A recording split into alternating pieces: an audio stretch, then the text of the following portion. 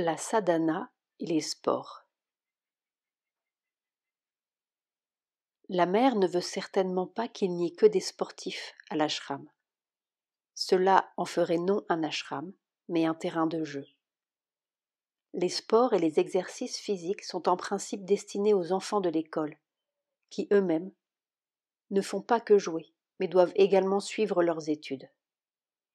On a, ce faisant, obtenu un résultat très appréciable en ce qu'ils ont accompli d'immenses progrès sur le plan de la santé, de la discipline et de la conduite. En second lieu, les sadhaks les plus jeunes ont la permission de prendre part à ces sports. Ils n'y sont pas obligés, on ne le leur conseille même pas, ils ne sont certes pas censés n'être que des sportifs. Ils ont plus et mieux à faire. Faire du sport doit nécessairement être l'expression d'un choix volontaire, et cela dépend si l'on en a le goût et l'inclination. Il y a beaucoup de gens, autour de la mère elle-même, X par exemple, à qui il ne viendrait jamais à l'idée de fréquenter le terrain de jeu, ni de se lancer dans les sports, et de son côté, la mère ne penserait jamais à le leur demander. Elle ne pourrait donc pas davantage vous en vouloir de fuir ses joies. Il en est bien sûr qui pourraient demander pourquoi il y a seulement même des sports dans un ashram qui ne devrait s'occuper que de méditation et d'expérience intérieure, et que de s'échapper de la vie dans le brahman. Mais cela ne vaut que pour les ashrams ordinaires auxquels nous avons été habitués. Et celui-ci n'est pas un ashram de ce style orthodoxe. Il fait entrer la vie dans le yoga. Et une fois que nous admettons la vie, nous pouvons inclure tout ce que nous trouvons utile pour le but immédiat et ultime de la vie, et qui ne va pas à l'encontre des travaux de l'esprit. Après tout, l'ashram orthodoxe a vu le jour une fois seulement que le brahman a commencé de fuir tout rapport avec le monde, et que l'ombre du bouddhisme s'est répandue sur tout le pays, et que les ashrams se sont changés en monastères. Les anciens ashrams n'étaient pas tout à fait comme cela. On enseignait aux garçons et aux jeunes hommes, qui y étaient élevés, de nombreuses choses de la vie. Le fils de Pururava et Urvashi s'entraîna au tir à l'arc dans l'ashram d'un rishi et devint un archer émérite. Et Karna devint le disciple d'un grand sage afin d'apprendre de lui l'emploi d'armes puissantes. Il n'y a donc pas de raison, a priori, pour que les sports soient exclus de la vie d'un ashram comme le nôtre, où nous essayons de mettre la vie en équation avec l'esprit. Il n'est même pas nécessaire d'exclure rigoureusement le ping-pong et le football. Mais tout persiflage mis à part, à mon avis, jouer ou ne pas jouer est une question de choix et d'inclination, et il serait absurde que la mère vous en veuille plus qu'à X parce que vous n'avez cure d'être un bon sportif. Vous ne devez donc pas nourrir d'appréhension sur ce chapitre. Que la mère vous en veuille pour cela est tout à fait impossible. L'idée selon laquelle elle souhaitait s'éloigner de vous pour quelque chose que vous auriez ou vous n'auriez pas fait était donc un malentendu, sans aucune base réelle, puisqu'il n'y avait rien de votre côté et qu'elle n'avait pas non plus d'autre idée. Elle-même l'a expliqué. C'était tout le contraire qu'elle avait en tête il y a quelque temps. Elle avait pour sentiment et intention une croissante tendresse. Le seul changement qu'elle ait pu escompter de vous, c'est que vous grandissiez dans votre effort psychique et spirituel et dans votre progrès intérieur.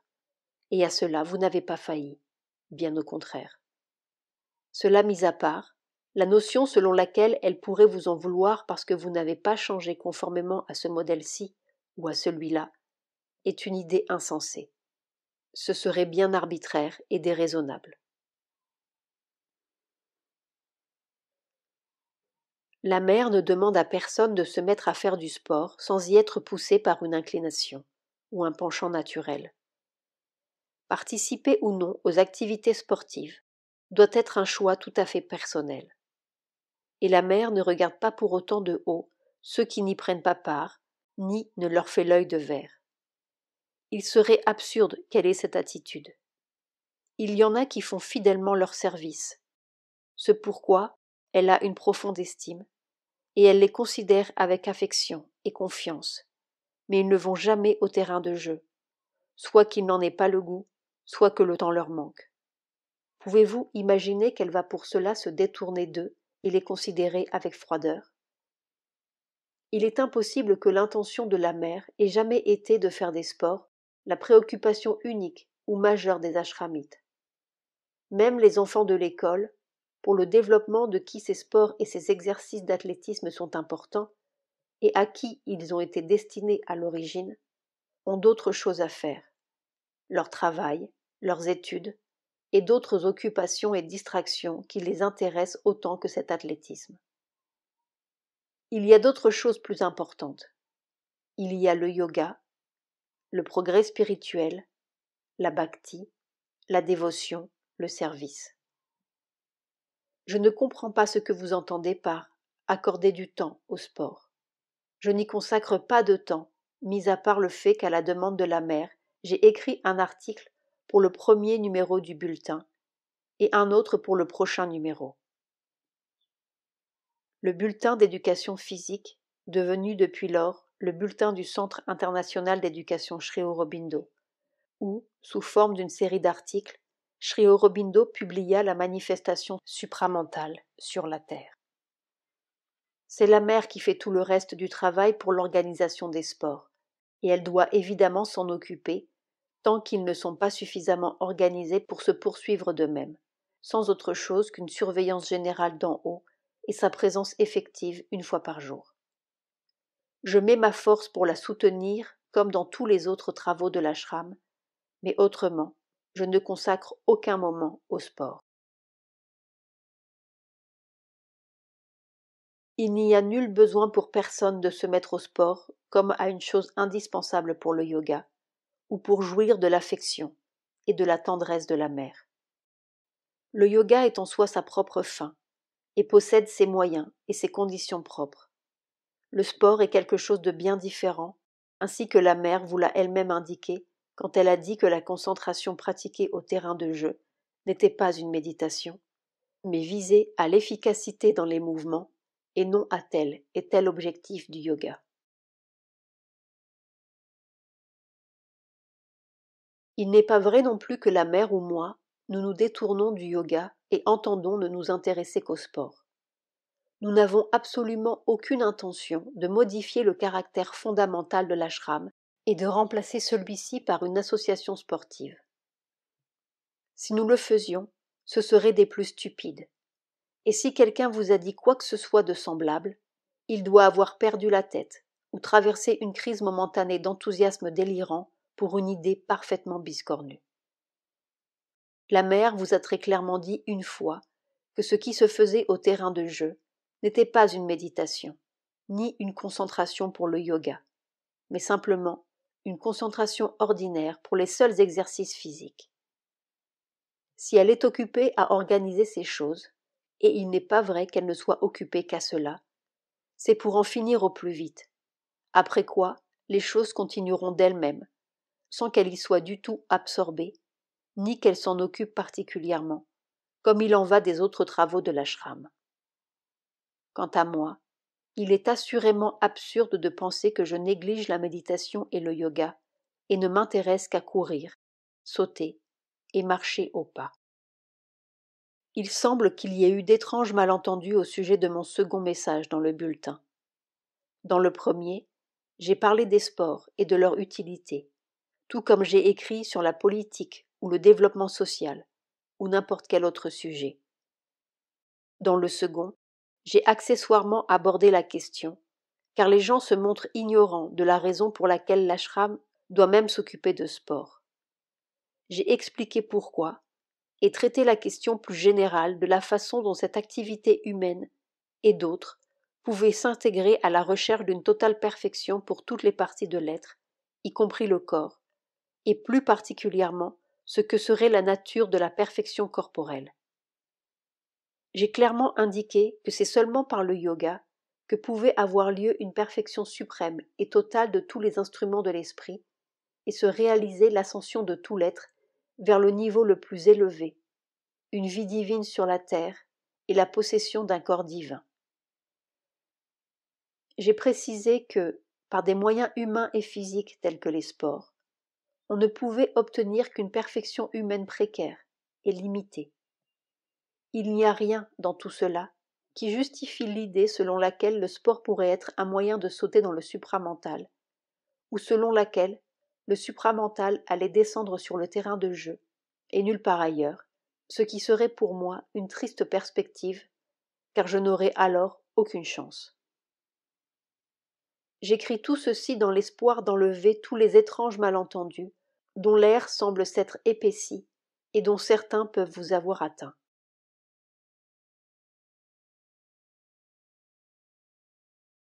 Vous devriez être à même de le voir. Votre idée que nous tentons de vous mettre au sport, ou en tout cas de vous faire aimer et accepter le sport, ne repose sur rien. Je n'ai personnellement jamais été sportif. Et, à part un intérêt pour le cricket, en tant que spectateur en Angleterre, ou en tant que membre non actif du club de cricket de Baroda, je n'ai jamais participé à des jeux physiques, ni fait d'athlétisme, sinon quelques exercices appris de lutteurs madrasis à Baroda, tels que le dand et le baïtak, et pratiqués dans le seul but d'infuser un peu de force et de vigueur dans un corps fragile et faible, bien que sain. Mais je n'ai jamais attaché aucune autre importance, ni aucune autre signification à ces choses, et laissé tomber les exercices lorsqu'il m'a semblé qu'ils n'étaient plus nécessaires. S'abstenir de faire de l'athlétisme ou de prendre part à des jeux physiques n'a certainement pour moi rien à voir avec le yoga, non plus que de s'adonner aux dits exercices physiques. Ni votre aversion pour le sport, ni le goût que d'autres ont pour le sport, ne vous rendent, ni vous, ni eux, plus aptes ou plus inaptes à la sadhana. Il n'y a donc aucune raison pour que nous voulions avec insistance que vous vous y mettiez, ou pour que vous vous fassiez du mauvais sang en vous imaginant que nous le voulons. Assurément, vous êtes tout à fait libre, et tout le monde est tout à fait libre de suivre son chemin dans ces questions.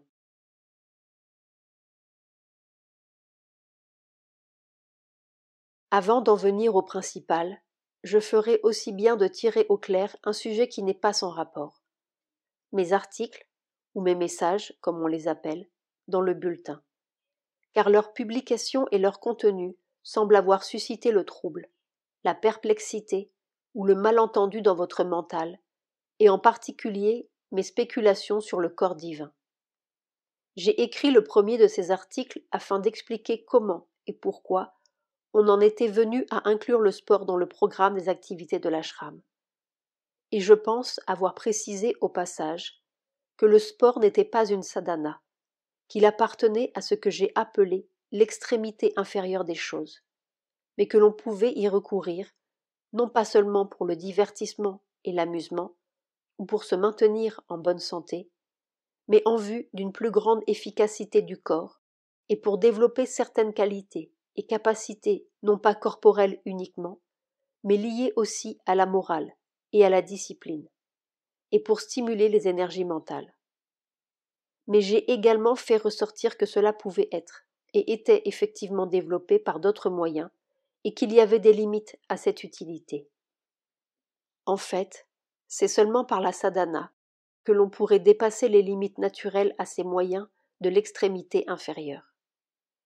Je pense qu'il y avait là peu de place pour un malentendu. Mais la mère m'avait demandé d'écrire sur d'autres sujets sans rapport aucun avec le sport, et m'en avait suggéré certains, telle l'évolution d'un corps divin. Aussi ai-je écrit à ce propos, et j'ai poursuivi en parlant du supramental et de la conscience de vérité, ce qui, de toute évidence, n'avait même pas le plus lointain rapport avec le sport. L'objectif était d'introduire quelque chose de plus élevé et de plus intéressant qu'un simple rapport de gymnase, quelque chose qui pourrait s'adresser à certains lecteurs, et même à des cercles plus larges. En parlant du corps divin, je suis entré dans certaines spéculations lointaines sur ce qui pourrait devenir possible dans l'évolution future de ce corps par les moyens d'une force spirituelle. Mais ces possibilités, évidemment, ne sauraient en rien être proches, ni immédiates, et j'ai dit assez clairement que nous devions commencer par le commencement et ne rien tenter qui s'écarte du chemin. Peut-être aurais-je dû insister davantage sur les limitations actuelles, mais cela, je dois le préciser maintenant. Car le but immédiat de mes efforts est d'établir la vie spirituelle sur la terre, et à cet effet, la première nécessité doit toujours être de réaliser le divin. C'est alors seulement que la vie peut être spiritualisée, ou que ce que j'ai appelé la vie divine peut être rendu possible. La création de quelque chose que l'on pourrait appeler un corps divin ne saurait être qu'un projet ultérieur entrepris comme élément de cette transformation, de même, bien entendu, que le développement de ce corps divin, tel qu'il a été envisagé dans ses spéculations, ne saurait se laisser entrevoir que comme un résultat d'une lointaine évolution, et n'a pas besoin d'alarmer ni de distraire qui que ce soit. On pourrait même y voir une fantaisie de quelque avenir vaguement possible, susceptible de se réaliser un jour. J'en viens maintenant au principal, à savoir que l'intention que l'on attribue à la mère, et selon laquelle elle se concentrerait continuellement sur les sports et se retirerait de notre tentative spirituelle et des autres choses qui ont trait à la sadhana, est une légende et un mythe, et n'a en soi rien de vrai. Mis à part le temps consacré à ses propres exercices physiques, d'habitude 2 heures, ou parfois 3, le soir au terrain de jeu, la journée entière de la mère, dès le petit matin, et une grande partie de la nuit également, ont toujours été consacrées à ces autres activités qui sont liées à la sadhana, non pas la sienne, mais celle des sadhaks. Pranam, bénédiction, méditation, recevoir les sadhaks dans l'escalier ou ailleurs, parfois pendant 2 heures d'affilée, écouter ce qu'ils ont à dire, questions sur la sadhana, résultat de leur travail ou leurs problèmes, leurs plaintes, leurs disputes, leurs querelles, toutes sortes de consultations sur ceci ou cela qu'il faut décider et faire. La liste est sans fin. Pour le reste, elle doit s'occuper de leurs lettres, des rapports sur le travail matériel de l'ashram et de tous ses nombreux départements, de la correspondance et de toutes sortes de choses liées au contact avec le monde extérieur, comprenant souvent de graves ennuis et difficultés, et le règlement de questions de grande importance. Tout ceci n'a certainement rien à faire avec les sports, et elle a eu peu souvent l'occasion, ne serait-ce que d'y penser, hormis un bref moment le soir. Il y avait là rien qui pût donner à croire qu'elle négligeait les sadhaks, ou la sadhana, ou pensait à tourner son esprit uniquement, et surtout vers le sport. Il y avait encore moins lieu de me prêter la même préoccupation. Simplement, pendant la période qui précède les 1er et 2 décembre, date où se célèbre l'anniversaire du centre d'éducation, fondé en 1943, cette année, Mère a dû accorder beaucoup de temps et de concentration à la préparation du programme de ces 2 jours-là, car elle avait fixé un grand programme culturel. Sa pièce, Vers l'avenir, des danses, la récitation d'extraits de Savitri et des prières et méditations pour le 1er décembre, et aussi un programme important et ambitieux d'épreuves et de numéros sportifs pour le 2. Cela voulait dire accorder beaucoup plus de temps à ces choses-là, mais guère interrompre ses autres occupations, à part une ou 2 juste à la fin de cette période. Il n'y avait assurément pas là de raison suffisante pour conclure que ce serait à l'avenir un trait normal de son action, ou marquait un changement définitif dans son action ou dans la vie de l'ashram, devant se finir par un complet retrait hors de la vie spirituelle et une apothéose de la déité du sport. Ceux qui ont formulé cette idée, ou déclaré que le sport serait dorénavant obligatoire pour tous, se sont laissés aller à des lubies qui ne méritent aucune créance. La période de tension est d'ailleurs terminée, et après le 2 décembre, les choses sont revenues à la normale, et même au-dessous, dans les activités du terrain de jeu. Quant à l'avenir, vous pouvez vous rappeler le proverbe « Une fois n'est pas coutume ». Mais il semble qu'il y ait encore une survivance de l'idée immotivée selon laquelle une vie sportive est désormais obligatoire pour tous les sadaks, à défaut de quoi il n'y a aucune chance d'obtenir l'attention ou les faveurs de la mère. Il est donc nécessaire que je répète, avec la plus extrême énergie, ce que j'ai dit autrefois, quand cette fable est pour un temps devenue monnaie courante, ainsi, je crois, que la rumeur qui voulait que le supramental descende sur le terrain de jeu et sur les gens qui s'y trouveraient à ce moment-là, et nulle part ailleurs, et sur personne d'autre. Ce qui aurait voulu dire qu'en tout cas, moi, je ne l'aurais jamais reçu. Il me faut répéter ce que j'ai dit alors, que la mère n'a jamais imposé, et n'a aucune idée d'imposer aucune obligation de ce genre, et n'a aucune raison de le faire. Elle ne vous demande, ni à vous, ni à personne, de prendre goût au sport, s'il n'y a en vous aucune inclination, ni rien qui vous y porte. Il y a quantité de gens qui jouissent de sa plus haute faveur, parmi lesquels certains de ses collaborateurs les meilleurs et les plus appréciés, certains tout près d'elle et chéris par elle, qui ne mettent même pas les pieds au terrain de jeu. Personne ne pourrait donc risquer de perdre sa faveur ou son affection en refusant de s'adonner au sport, ou du fait d'un manque de goût, ou d'une profonde aversion pour le sport. Ces choses relèvent de l'idiosyncrasie et de rien d'autre. L'idée avancée ou non par quelqu'un qui prétend avoir qualité pour énoncer les intentions de la mère, que le sport est à présent la chose la plus importante pour elle et obligatoire pour la sadhana. Cette idée est absurde au suprême degré. La réalisation du divin est l'unique chose nécessaire, et le reste n'est désirable que dans la mesure où cela y aide, ou y conduit, ou bien étend ou manifeste la réalisation lorsque le divin est réalisé. Manifestation ou organisation de la vie tout entière pour l'œuvre divine. D'abord, la sadhana personnelle et collective, nécessaire pour la réalisation et pour une vie en commun des hommes qui ont réalisé Dieu, nécessaire en second lieu pour aider le monde à marcher vers cela et à vivre en la lumière. Telle est toute la signification et tel est tout le propos de mon yoga. Mais la réalisation est la première nécessité, et c'est autour de cela que gravite tout le reste, car sans cela, tout le reste n'aurait pas de sens.